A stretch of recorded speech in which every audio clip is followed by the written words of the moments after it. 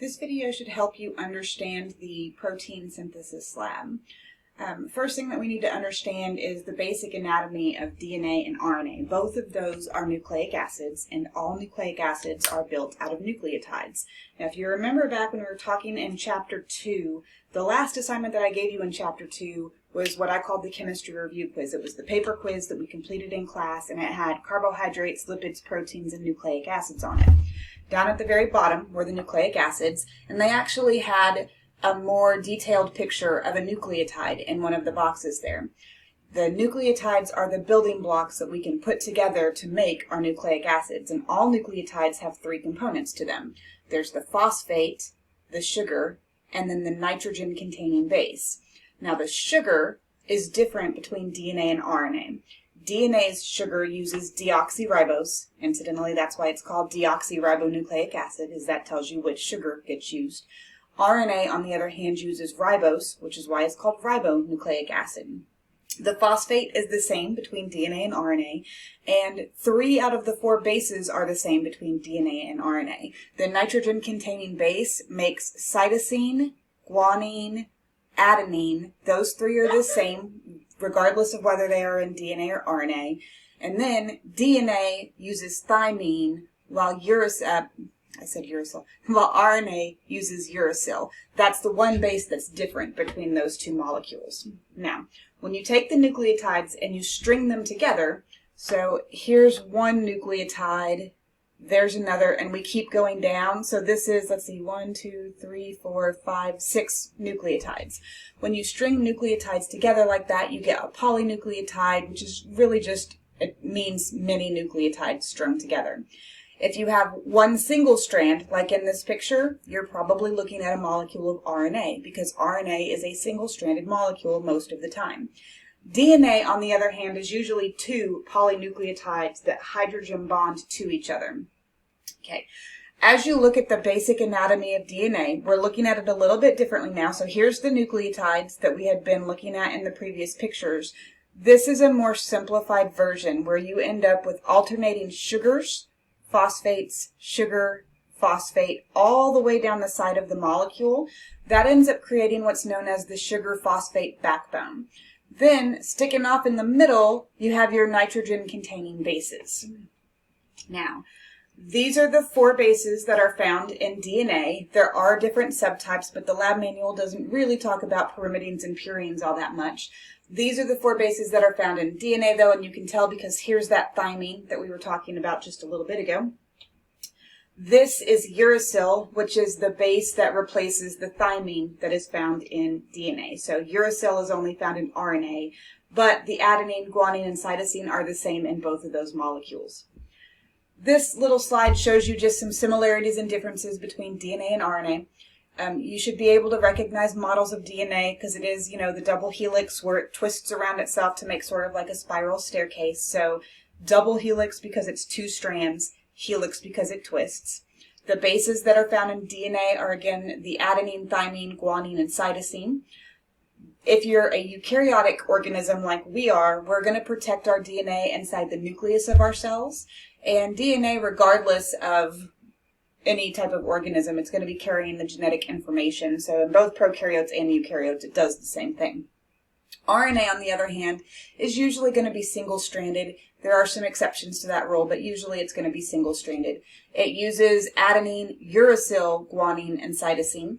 The RNA for a eukaryote, we make it in the nucleus, but it doesn't usually stay there. It usually leaves the nucleus, and then it goes out into the cytoplasm to find the organelles that it's supposed to help either make a part of or help that organelle do that function. So they can pretty much be anywhere in a cell. RNA is generally viewed as an intermediate. So where DNA is your recipe book for how to make everything your cells need to make, your RNA helps you carry out those recipes and cook the dishes that the genetic code tells you how to make. Okay. Since DNA is 2 strands, so we've got a bunch of different pictures that essentially show the same thing. It's just different depictions of it. So right here is one nucleotide. So we have a string of 4 polynucleotides here, string of 4 here, but this whole thing is part of a DNA molecule. What happens when the two polynucleotides come together is one of the nitrogen-containing bases is going to hook up with a base on the other side to create something known as a complementary base pair. But they will only hook up with certain other bases. It's not random. So thymine will always base pair with adenine. Guanine will always base pair with cytosine. And so here's how the base pairing works within the DNA molecule. Now this is sort of that abbreviated picture where we have sugars and phosphates all the way down, and you can see G to C, A to T. It's always going to be that way within a DNA molecule. Now, there are certain times when DNA is going to base pair with RNA, and those times are usually when we're making the RNA. So, the only difference whenever DNA is going to RNA, A would like to base pair with T, but you can't put T's in RNA. You can only use uracils. And so A is going to base pair with uracil, but if there's a T in DNA, it still base pairs with the adenine in RNA because you can still put A's in RNA. G's and C's still work exactly the same. The way that I find students make the fewest mistakes is to once again think about A wants to go to T, but it can't. So if you wanted to put a T down, put a U there instead, and that will get you where you need to be for complementary base pairing. Okay, so here's what we're going to do. This is similar to all the activities that you're going to do in the lab manual. So if I were to give you a random strand of DNA, your lab manual will at least have this written out neater, so at least there's that going for us. Okay. So even though I made that just one single strand, you should still be able to tell that it's a DNA molecule because there's T's in it. And remember, there's never going to be T's in RNA. Now, the process that copies DNA into another molecule, it's called replication. I don't know why I'm writing in cursive. I've heard some millennials and Gen Z people can't read cursive. But anyway, that says replication. So when you go from one strand of DNA to the next, you have to use the rules of complementary base pairing. You can't copy as is, you complementary copy.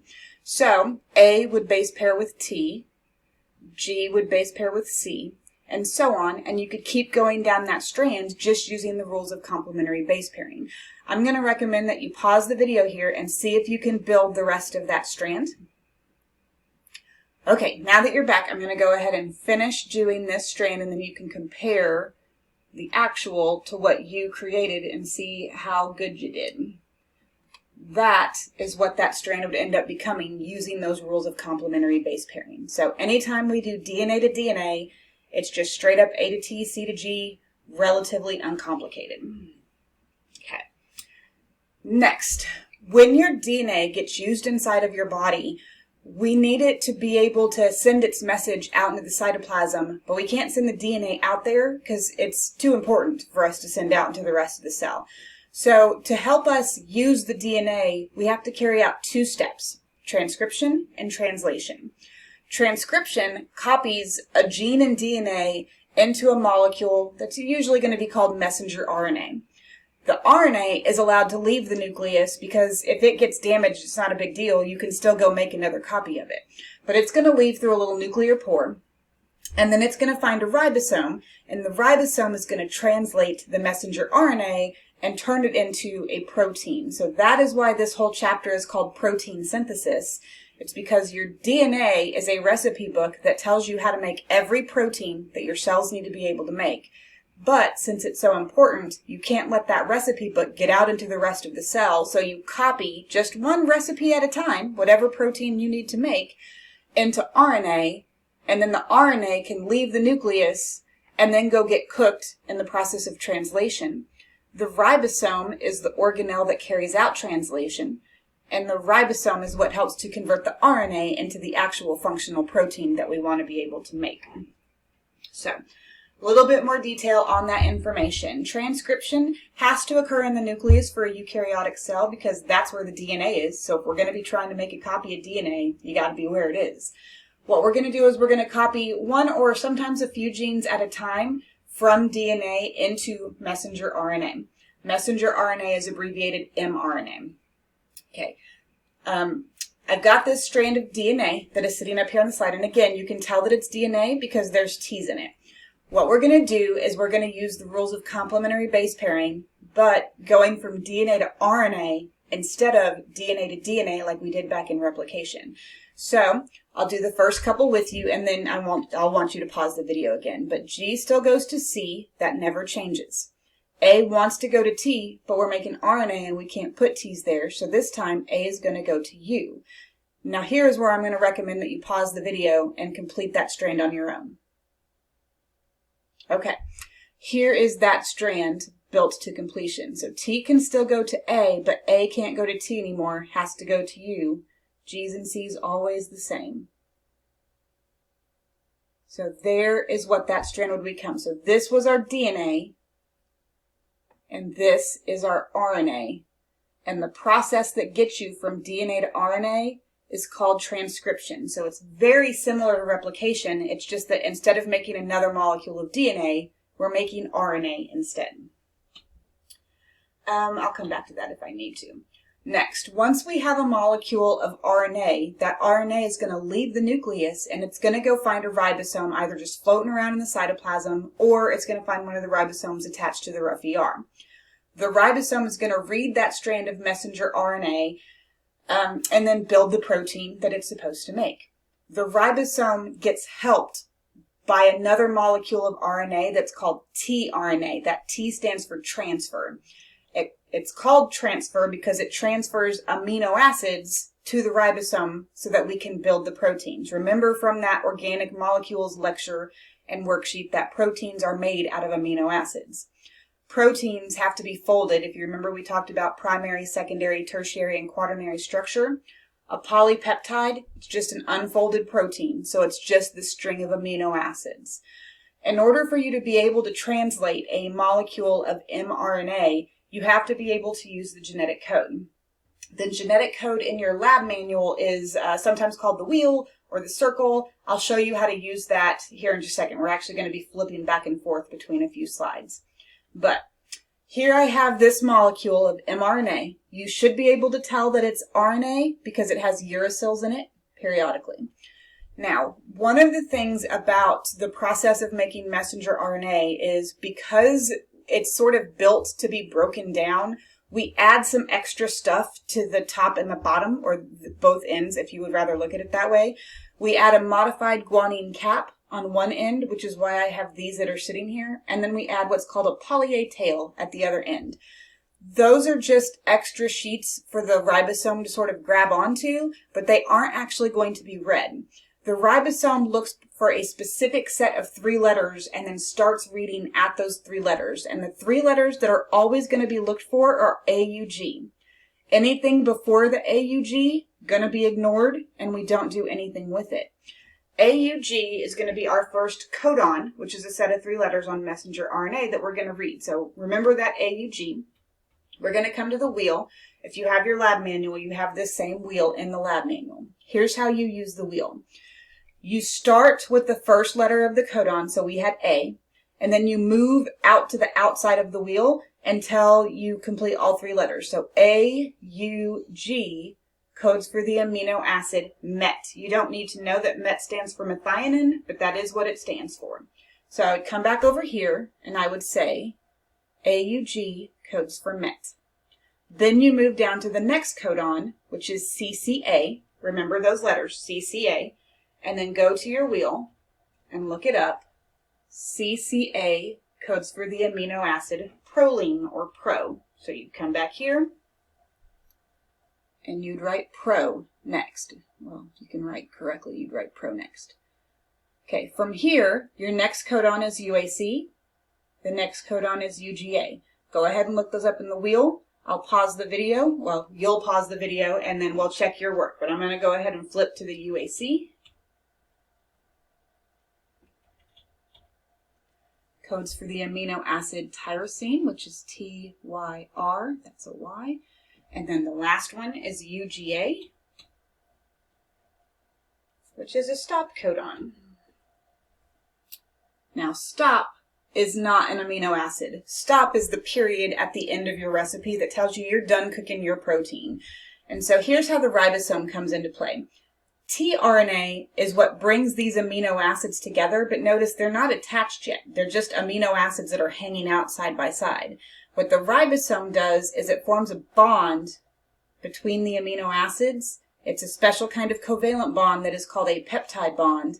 And once the ribosome does that, this is now a polypeptide that can go and get folded in the rough ER so that it can do the specific function that it's going to need to be able to do. So, in the picture right here, the ribosome is who I like to consider the chef. It does the cooking. In order to cook, it needs to be able to read the recipe. The recipe is messenger RNA. That is the copy of a gene. tRNA is this guy. It's what brings the amino acid to the chef so that the chef can glue those amino acids together and then actually make the dish on the back end of it, essentially. Okay.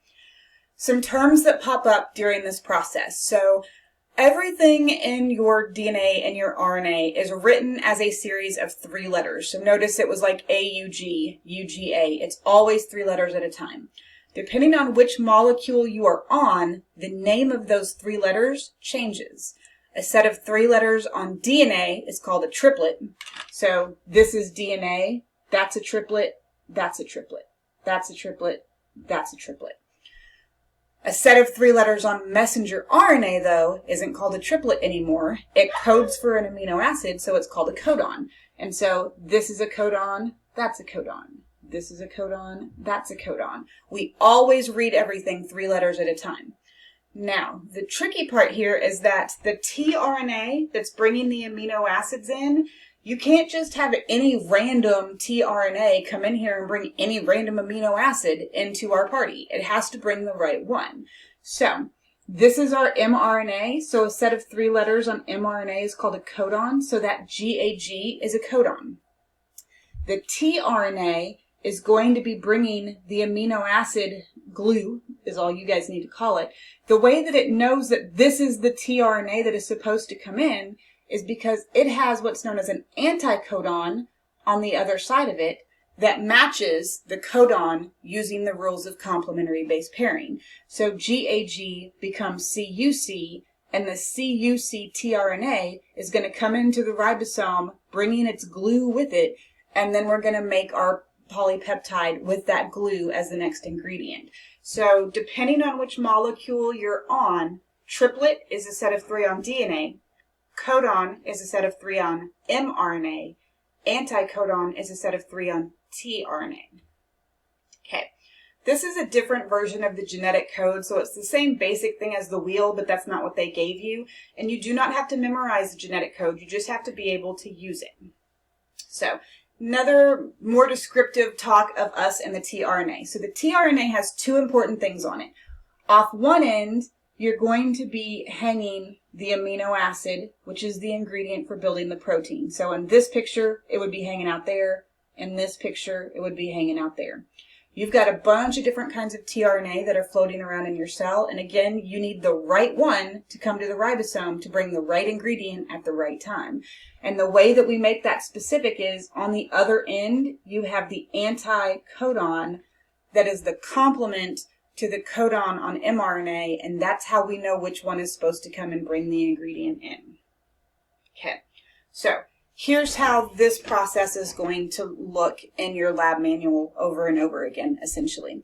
So if we're going from DNA to DNA, we've got 4 bases, and we use our regular rules of complementary base pairing, and that process would be called replication. Okay. If we're going from DNA to RNA, oh, I did not click that. I did not think. There we go. To RNA, that process is called transcription. We read our DNA,